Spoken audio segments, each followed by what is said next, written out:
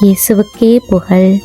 இயேசுவில் பிரியமானவர்களே, இன்று நம் ஆண்டவர் எரேமியா 17ஆம் அதிகாரம் 14ஆம் வசனத்தினூடாக இவ்வாறு நம்மோடு பேசுகின்றார். ஆண்டவரே என்னை நலமாக்கும், நானும் நலமடைவேன். என்னை விடுவியும், நானும் விடுதலை அடைவேன். ரட்சிப்பும் குணமாக்குதலும் கடவுளிடமிருந்து மட்டுமே நமக்கு கிடைக்கும். இதைத்தான் இறைவாக்கினர் எரேமியா ஜெபத்தின் மூலமாக ஆண்டவரிடம் வேண்டினார். ஆண்டவர் உண்மையிலேயே குணப்படுத்தும் தேவன்.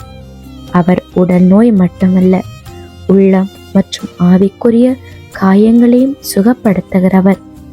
மனிதர்களுள் கொடுக்கிற ஆறுதலும் மருந்தும் எல்லை கொண்டது. ஆனால் ஆண்டவருடைய குணமாக்குதல் என்றும் முழுமையானது.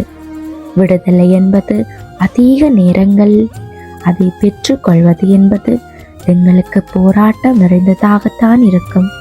ஆனால் ஆண்டவரிலே முழுமையான விசுவாசமும் நம்பிக்கையும் கொண்டால் விடுதலை என்பது எல்லா விடயத்திலையும் நமக்கு இலகுவாக கிடைக்கும்.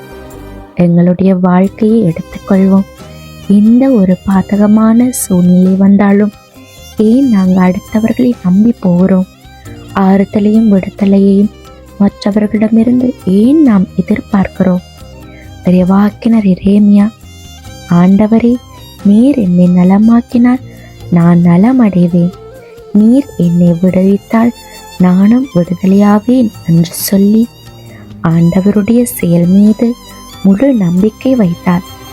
அதே போலதான் நாமும் இருக்க கற்றுக்கொள்ள வேண்டும்.